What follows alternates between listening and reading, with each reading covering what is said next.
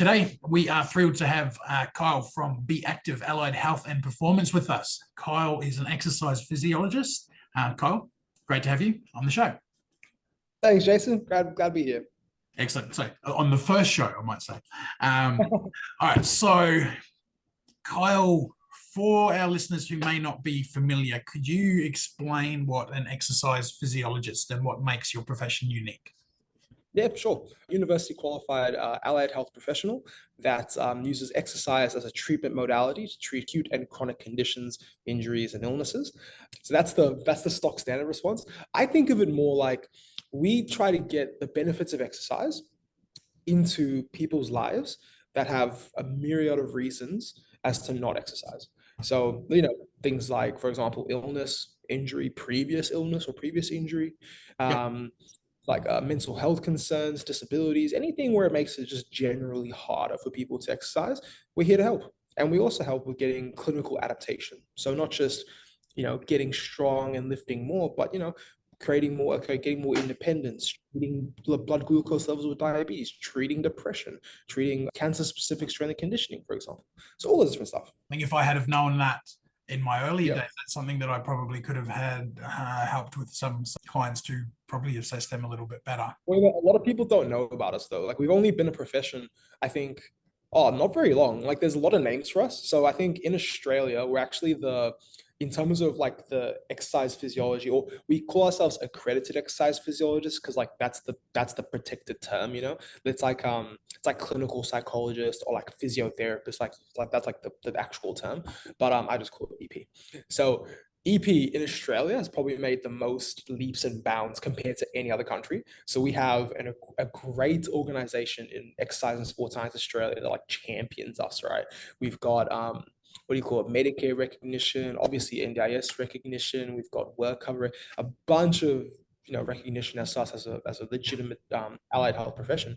I was actually really lucky when I started training in the gyms. They brought an ex-phys in to teach us some stuff. So they took all of these, us brand new, fresh newbie PTs off to the side, and there was an ex-phys that was coming in there, and everyone were like, whoa, man, it's got those How good. stuff. Yeah. It's not just about bicep curls. All right. How does your role differ from a physiotherapist, and where do you see the most common misconceptions? People who hear EP or hear exercise physiology, they'll hear the middle part, they'll hear physio, and they'll just completely not either register or not really understand the ologist part or the exercise part. So I normally get two responses. I either get one where is, oh, so like a physio, or I get the other one, which is, oh, like a PT. We work really hand in hand with physios. In fact, that's the reason why we actually have physios on my team. Yep. Is because I guess the major difference you could say is physios go more into that musculoskeletal conditions, rehab, diagnosis, treatment, even chronic and long-term treatment for someone. And they can even help with things like, for example, manual therapy, which is where they rub it down. They can use EMS or what's it? Yeah, exactly. Those kind of conditions are musculoskeletal and neurological is kind of where the scope kind of overlap. For EPs, we do continual learning. I myself am very passionate with cancer treatment, but also I know a lot of clinicians in the field that do specific exercise oncology or exercise for cancer. They go through significant vocational training. So they train themselves, they train under the tutelage of someone who is more versed in it than them. So for example, one person in Greenslopes called Dr. Morgan Farley, I did one of my research projects under her and Dr. Tina Skinner at University of Queensland. Oh, quick side note, their brains are absolutely insane. I've never been I have never been in a room with would make me feel like they're just explaining all these high level concepts in the most like so applicable way for someone who's never heard it before at the time. It's just amazing. Anyway, but so for them, I would then go learn under them because they're actually researching in the field. They've got the cutting edge research. I would then do further coursework under them or under continual professional development to the point where I can then see this clientele and give them a good quality service. We have our areas that we're really good at. Long story short is the physio would be amazing at acute treatment and diagnosis. An exercise physiologist would be amazing at long-term chronic rehab, as well as some specific rehab treatments like metabolic treatment, cardiac treatment, pulmonary treatment. Can you diagnose? Goodness, no. No. Okay. So So diagnosis, for the diagnosis, they need to go to someone first. So if I'm thinking, hey, Kyle's going to be awesome for this guy, we don't know exactly what he has, I might send him to a physio first, who would then refer him to you. yeah, exactly. Because we have the luxury of having EP and physio together under the same roof, we get to give the best treatment while also just minimizing costs as much as we can. So one of our physios, he is an amazing musculoskeletal diagnostician. Like, my goodness, when I've seen him in practice myself, because there was a client that I had where he initially came just because his knee was giving him a bit of pain. I said, hey Alex, would you mind coming in for a joint consult here? Because this isn't progressing the way that I would like it to progress. Like, it's not progressing at the rate that it should. Even though the client was doing the work, there was other performance indicators that were improving, but just not that particular knee pain. So I just wanted to get a second pair of eyes, and it was Alex, our physio. So then Alex came in. He, not even joking, man. It was like 15 minutes. It was absolutely incredible, and did all these tests and diagnosed, I believe it was a minor medial meniscus tear. Okay, what do you call it? A treatment, guidelines on how the client can go on his holiday, what the expected timeline for recovery looks like, all that kind of stuff. And then he then spoke with me and said, look at his hamstrings, his gastroc, basically work on everything around the knee. And I was able to give the client a program that he was able to do while he was on holiday, because he wanted to do a program while he was on holiday. So this is where we've got, you could say, similar scope, but our expertise when working together is invaluable. Physios are good at their jobs, EPs are good at their jobs. Let's just work together. Let's use our skill set as best as we can. Yep. And let's really amp each other up here. That's the main thing. Yeah. If it's client first, if we're working on the client first mindset, Exactly. that's what. And that, exactly. There was one client we got referred to where it wasn't quite sure if he needed physio or EP. I said, hey Alex, let's do a joint consult, you and I both. I'm going there pretty much as to try to figure out what's needed for this person. Within 10 minutes, I'm looking at Alex, I'm like, this is all you, mate. This is all you. Because the client was in such an acute stage where I was like, there wasn't like any movement. I mean, quite literally, a knee extension, no weight, knee extension, a literal me taking most of his weight, sitting up from a chair, 9 out of 10 pain. So when it's like that, we've got to look at other modalities. So we've got to look at, hey, perhaps in this case, manual therapy is warranted. Perhaps in this case, maybe TENS or EMS is warranted. That's outside of my scope. This client, he had the goal of sitting up and be able to walk around the house, which is a very important goal. Alex took over for the first couple of weeks. Then from there, our other EP, Caitlin, came in. He went from 9 out of 10 pain with literally any motion, sitting up out of his chair with a 4 out of 10 pain. That is a massive improvement from literally being chair ridden in 9 out of 10 pain. And that's a quality life improvement, like huge. 100%, man. Like, can you just like, I mean, people don't really get this. Like, when you think of it in that way of being in a chair for a long period of time, right? And that's the only interaction with the environment. Then getting up and being able to move independently, that is insane. Looking back on something that you said there, so looking from an NDIS and a funding perspective, that was actually nice for you to say, like, hey, I'm doing a double thing, but it's not about us double dipping into the funding. It's about us doing the best Goodness thing. no. And it might be like, hey, I'm there, you're in there with the physio, you're going to learn a little bit more, which is nice. And you're either going to go, yeah, this is for me or this is for him. So and it's about that client first mentality about, okay, what can we do best to support this person? And how can we best achieve its goals? Yeah, it's literally always about the client's goals and how we can best get there. The importance of the multidisciplinary approach involving exercise physiology, physiotherapy, and dietetics. So you briefly mentioned dietetics earlier. Can you elaborate on why this collaboration is crucial in your field? There's a lot of ways that it's beneficial. Myself, one of our physios and one of our dietitians have a case conference around one client. That one client will graduate from physio very, very soon and will need to see EP. So this one client is living with breast cancer. Now, with this breast cancer diagnosis, the reasons why they were seeing physio kind of take a little bit of a backseat here because EP can do what the physio is doing in this case. The therapy that the physio was doing was around falls prevention and about increasing like gait independence, things like that, which is something that the EP can do. The reason why we're getting all together is because there's a lot of evidence with exercise and diet.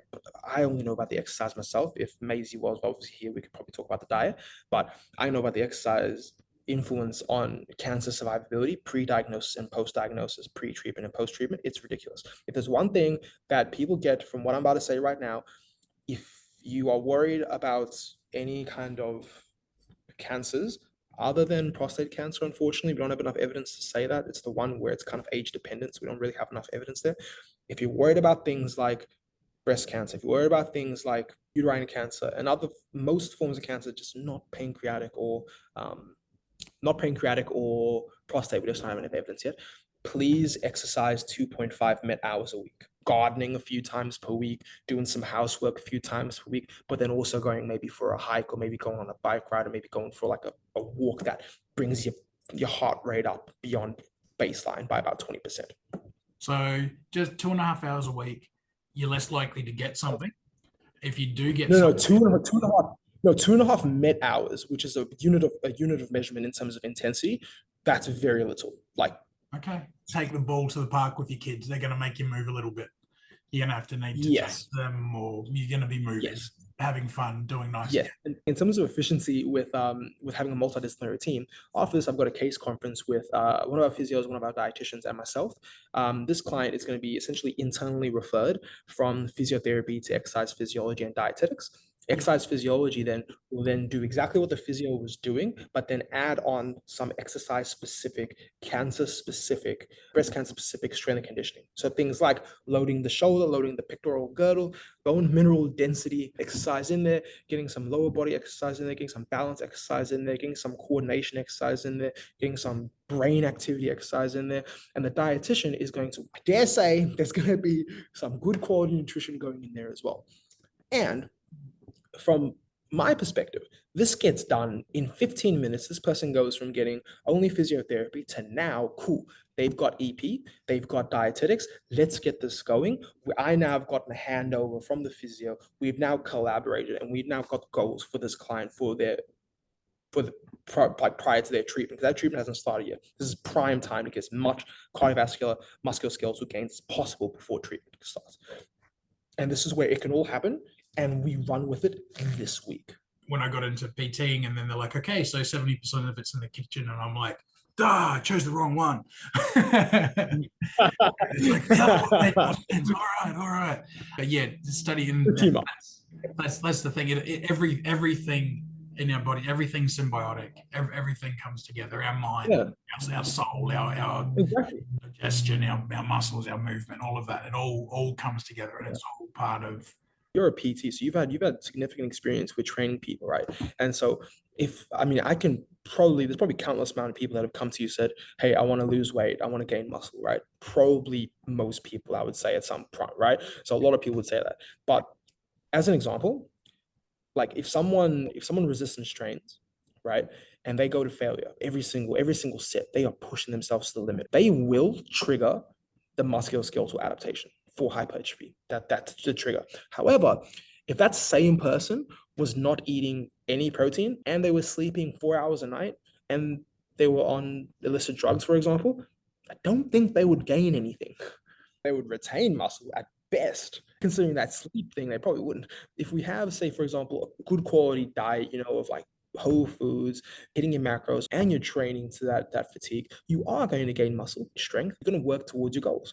For us, having that in-house, we refer to dietitians all the time. Say, for example, diabetes is a big one. If you have an issue with your blood sugar control, we can refer onwards to a diabetes educator, right? But we can refer to our dietitians. If you have problems with your balance, we can refer EP or physio. So it's more just looking at that holistic view. What is best for the client? At the end of the day, what is best? Yeah. So don't get me wrong, we do refer out. We can't help the person as best we can. We refer outwards. But how it looks like is I have to contact that person, or I have to email that person or phone call that person if I know them. I have to then go, cool, do you have capacity to take on this client? they say yes, no, maybe, or whichever.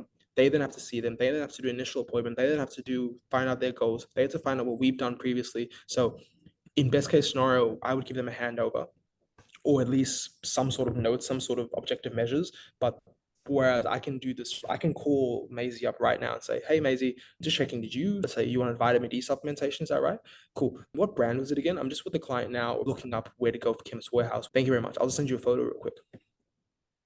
Sends a photo. Maisie sees it. Yeah, that one, but the 500 milligram one. Sweet. Thank you very much. And I imagine Like, with especially when you're working with a lot of people with disabilities, it's generally lifelong, or if it hasn't been lifelong, it probably is lifelong now. And the frustration with having to repeat to every new health professional they meet, okay, cool, I have to go through this again. Now I have to go through this again. I've said it's this fatigue. 7,000 It's times. mental fatigue. Yeah. Yeah, it's well, think about this, right? It's mental and emotional fatigue for this person. And if it's something that is traumatic for the person, they have to relive that trauma every single time. So Yeah.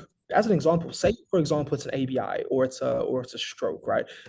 That's something where a lot of people have a lot of trauma regarding that.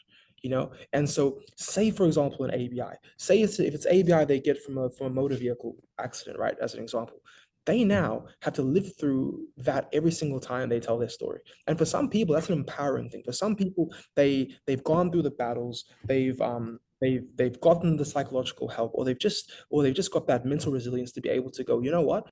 I went through that, but it's not gonna get me down, right? I'm gonna take life by the throat and live as best as I can, as best life possible, right? And that's amazing. But for a lot of people, that's not the case. A lot of people have that same not same, sorry, have that similar experience, but then they are disheartened by it, rightfully so. You know what I mean? And so when you look at that, you have to, and then every single time you meet a new person or a new provider, a new, even let's say a support worker, even every single time you meet a new support worker, every single time you meet a new physio, EP, a dietitian, whatever, every single time you meet a new person who's going to help you with your care, you have to relive that. And that's something that I feel like a lot of people don't think about, that it can be something that is quite traumatic. I'm not saying every single person with disability has a traumatic story, far from it, but it is something to think about. It's the same way you would think about like trauma-informed care for anyone that went through something that was not the most fun thing in the world.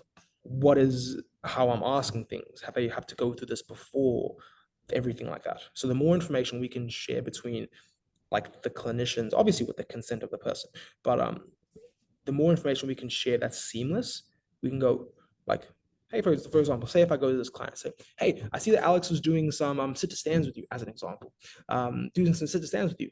Hey, so I think in order to help us with the goal of, say, for example, breast cancer, strength conditioning, to get to that point, we need to blow this up a bit more. So let's see, go forward for a little bit, but how about let's try to add some weight to it today? What do you think? So I already know what's going on. I've already met the person. I've already talked to them, but I already know what's going on. And I'm taking seamless from Alex to me, rather than it being Alex, then I'm meeting this person for the first time and then getting to know the history of the person, then going ahead. You know what I mean? So just for the people at home, with you being in the practice, you're still going to be asking permission and having informed consent, meaning that you're going to let them 100%. why they're consenting to other people in your facility from having that, sharing that information. So obviously it's beneficial. That's the thing. And when it comes to sharing that information with anyone outside of your organization, again, the privacy and regulations come in, and you'll be giving them again the informed consent and making sure Yeah. they understand where and why. So that's 100%. nothing saying anything wrong there. I'm just thinking there's people out there like, hang on, why would this guy be sharing all my info? But they would Yeah, exactly. Yeah, good call. Good call. Yeah. So Yeah. So it's everything has to be. Well, I'll show you, for example, right? So I got it on my shirt, but I'll show you this, right? So this is the logo for what we have, right? So I'll show you close to this. Do you see the logo right there? it's a Venn diagram. That Venn diagram. Yeah. Yeah. So the reason why That's we have actually that is perfect, for, isn't so I literally, right? it? And so the way I look at it, so we have, like EP physio dietetics, yeah, but right in the middle there, we've got the client, right? And so we always like the way I go about it is if you just think of yourself as the client. Like, what would I like? I would like to be kept in the loop with stuff, right? I would like to know that I'm going to have a dietitian come through, right? I'm going to like to know that I'm going to change from physio to EP. I'm going to like to know why. Yes. So we talked about that. So before we even started, like case in point with this client here, before we even got permission to do this, before I even booked this case conference, we had Alex, who's the primary clinician and the only clinician at that time, talk to the client and say, hey, given what you said regarding the breast cancer, I do want to get EP and dietetics on board here. Is it okay if I talk to them to try to get them kind of on board here? That would mean that one of our EPs would be coming in instead of me to do more physical stuff with you, but then our dietitian would come over as well to give you some good advice regarding your plan. How does that sound for you? And then they'll say, yeah, but why am I doing it? And then we'll say the reason why, and we'll go into the clinical reasoning as to why in a way the person can understand, where the person can provide informed consent. Yeah. Then we go ahead and start. Yeah. So it's good. It's making sure that everybody knows what's going on, which is definitely the most always going to be important. Could you walk us through a typical day for you at BeActive Allied Health? Well, because I'm the director, my days are very, very different. Yesterday, a group class at a agricultural college, group exercise physiology class for these kids to improve their focus and improve their strength and their stability when they go out and they go into the workforce. Do some admins, do like payroll and things like that. Then I was going to see a client down in Bow Desert. You guys are quite mobile as well. It's not. Oh, yes, yes. So we're mobile. Yes, so we're mobile. I go to that client's gym, I train them there. Then I go to another gym down in Browns Plains. I see another client, and then I see another client after that. The day is quite varied of like group class, gym visit. The typical day of a clinician, it looks like going from home, packing up all your gear, going to the first client's home. Could be any kind of place in Southeast Queensland. We normally try to cluster together to save costs for the participants. We'll go from one client's house to the next one, then to the next one, have lunch at some point, go to a gym with a client, and then go to another gym, and then home, for example. Okay. So how far spread are you? So you said anywhere in Southeast Queensland? Yeah. So we are currently servicing Redlands, Logan, Ipswich, Gold Coast. Oh, and Brisbane. Oh wow. Okay. Yes. Okay. Yeah. Well, and do you guys do telehealth stuff as well? more our dietitian does that because Dietitian when she does that, so it saves on a lot of cost for the client. Like we can get people more help in the calendar days, in the 8 hours. What is best for the client at any given time? Yeah. What do you find is the most rewarding about your work, especially when it comes to impacting people's lives? Number one, I call it the sphere of influence. So the sphere of influence to me is basically what can someone influence in their immediate vicinity. Say someone is confined to their bed for mobility reasons. Actually, I'll use one client as an example. He's got a very rare genetic condition. There's one in a couple of million people that have it, and most of them don't live past very, very young man, and he's absolutely smashing it. So he's got 98-degree scoliosis, which is where the bend in the spine is actually really, really severe, and it's also twisted as well. So it's not just like it's just here, it's also here and here. So it's very, very twisted.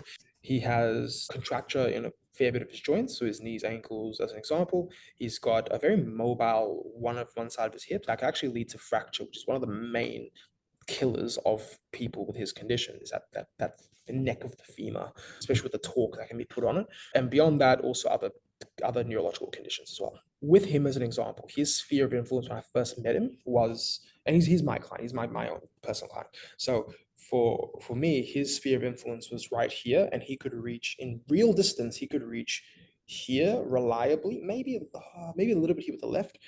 In the time that I've seen him, which has been, I think it's coming on 6 months now, 8 months now, he has regained the ability, and once again, sphere of influence. He is now able to reach fully ahead, like maintain full ahead, be able to reach all the way, and also get a torso twist this way, grab, come back, other side as well, when prompted and when not prompted. So if I put something and he just wants that object, he will do it without me even helping him at all. He can reach above his head, he can reach below, anywhere in this vicinity, he can reach. Yeah, wow. Another thing he can also do now, which has something that he hasn't done since he was literally 12 years old, is being able to sit up independently. So being able to cross his legs, sit up, have hands out in front, and then head up in front. So in terms of just that, in terms of that sphere of influence I'm talking about, you've gone from what, maybe half a meter, you could say half a meter, to now literally it's getting to a point where his caregivers and his family have to keep a very strong eye on him, because if there's something that's on a coffee table, if there's something on a coffee table and he wants that something, he Yeah. will literally go from here, roll over, extend himself, and he won't give up. He wants it. He will go and he will reach as far as he can, which is borderline rolling himself over onto his chest, Yeah. grab the object, and come back. Yeah. And that's And I mean, it makes the caregivers a harder job, but it's a win for him. Big win, big win. It's like, that's what we want. I've been That's what waiting we years want. for this. All of us, when we first saw him do it reliably, because we helped him I helped him a little bit, but when he could do it reliably without me prompting him at all, without me helping him at all, literally I get goosebumps even thinking about it, seriously. Like we all just kind of like, man, it was a teary affair, fun times. Yeah.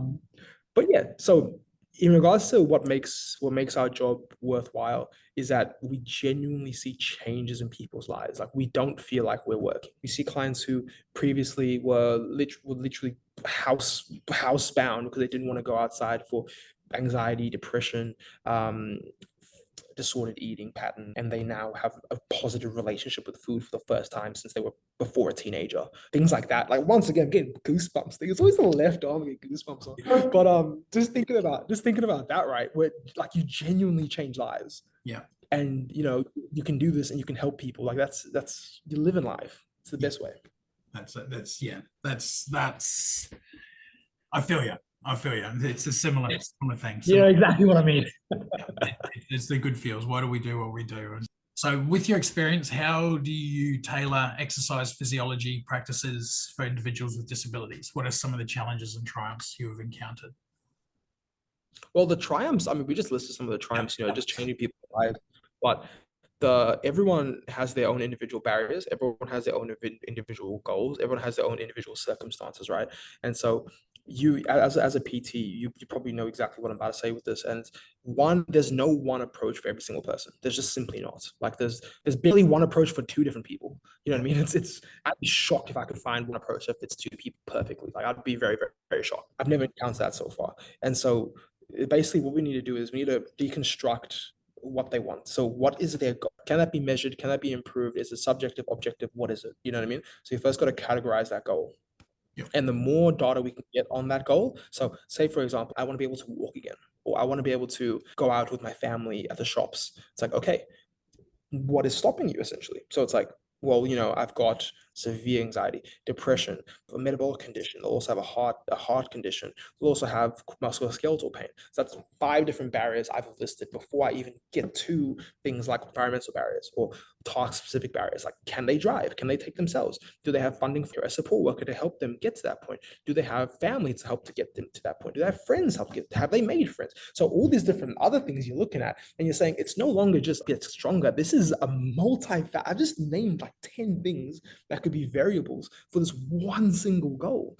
And then you're thinking about, like, can this thing be measured? Can this thing be worked towards? And you got to break every single part of that down. So just that point alone, before they even give me the other goals that they're after, that alone is a full exercise program with a full contingency plan with barriers, a contingency plan for non-adherence. You've got all these different factors in there. Then you can go, well, now I've got that. Now the exercise part is simple. The exercise part is probably the easiest part. But then you also have to get buy-in from the person.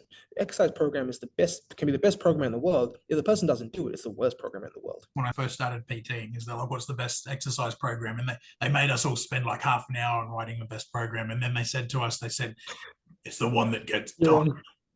And it is. It's the same as best meal plan. It's the same as it's if you need chocolate in your meal plan, you need chocolate in your meal plan.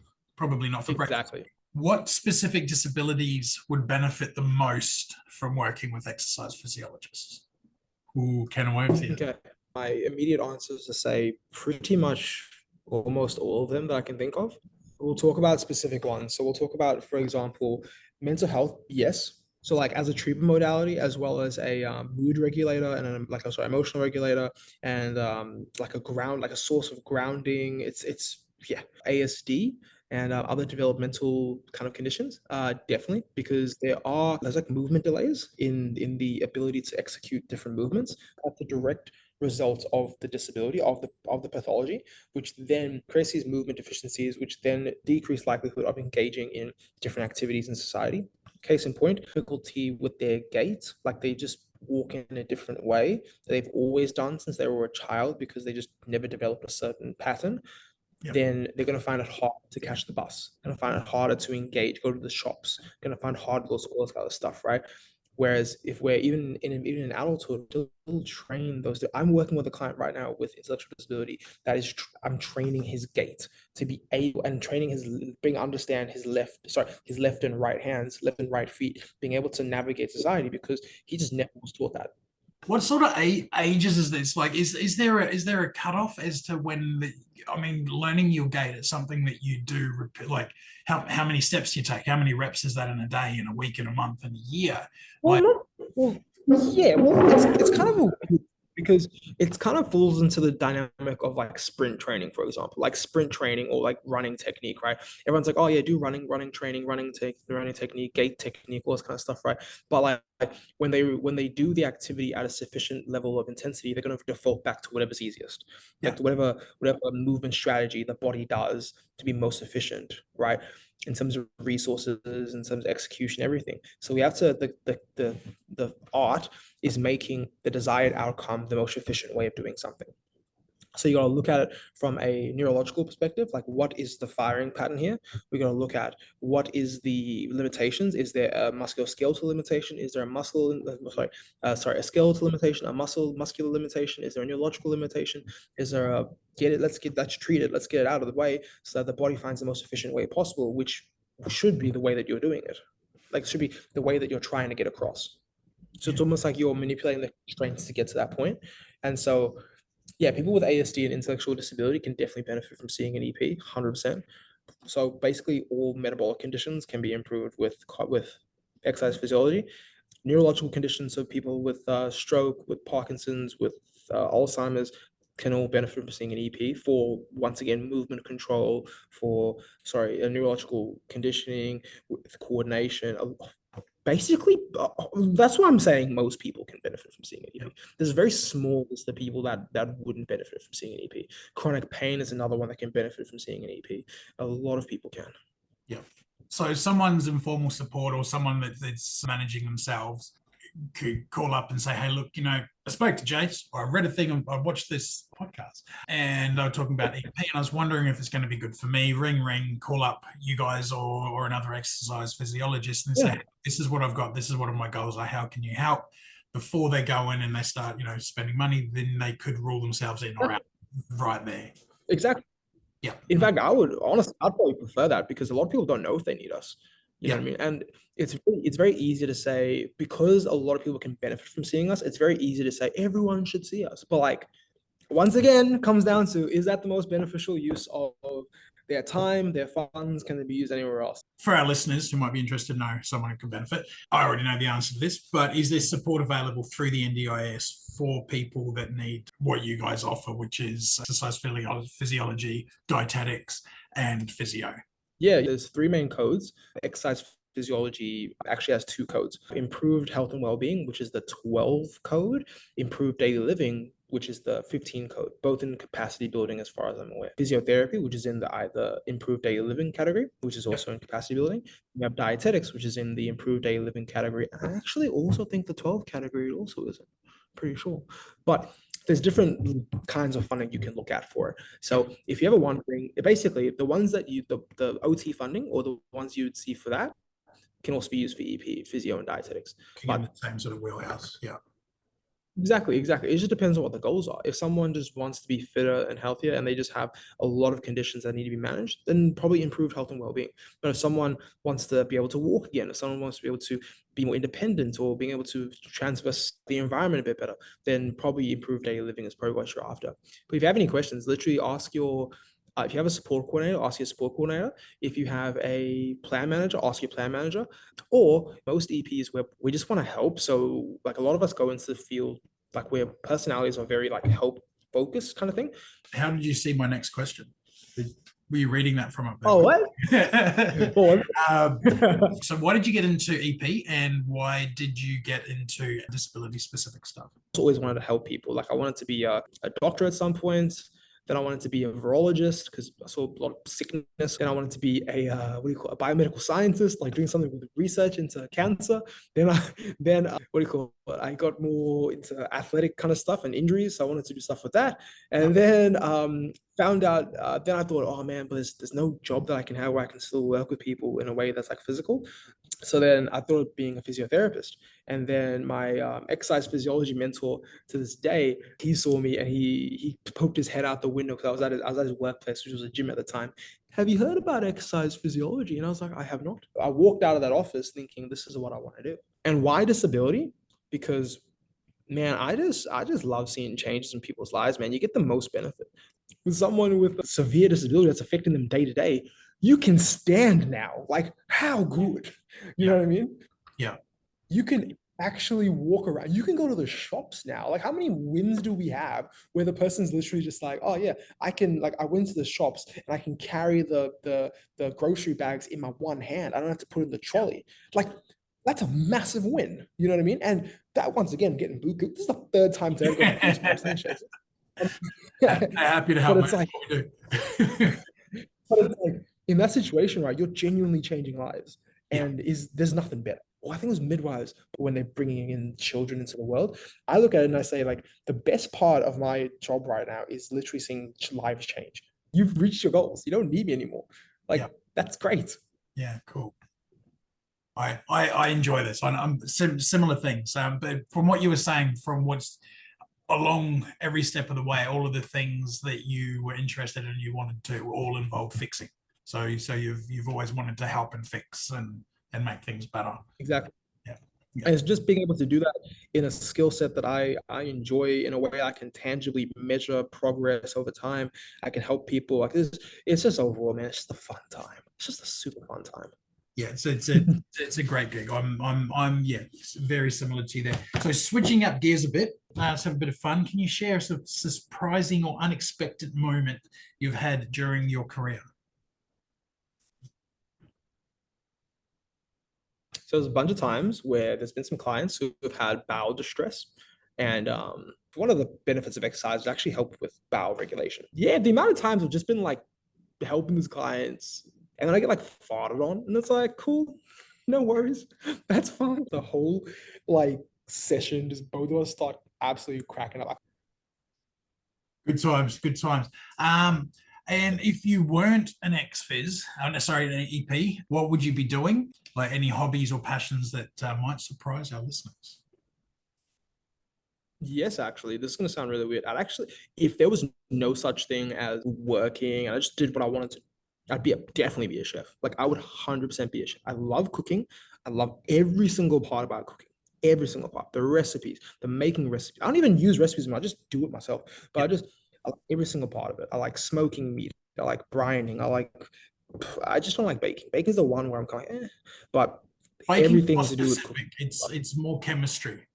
Whereas when you Yeah, baking cooking, like you that. can Yeah, a bit more of this, she'll be right. Yeah.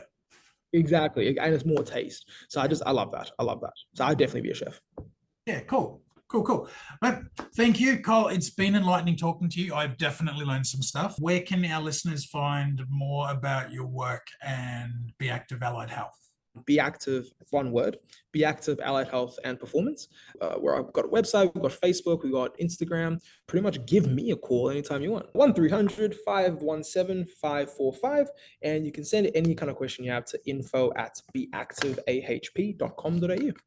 Awesome. And I will be sure to supply some details on how to contact you through this, at least on my website and on YouTube. All right. Thanks for listening to Vicarious Insights. I hope you guys have learned something today. I know I have. And remember to subscribe for more insightful discussions. Stay healthy, stay motivated. Thanks, Kyle. No worries. Thanks, Jason.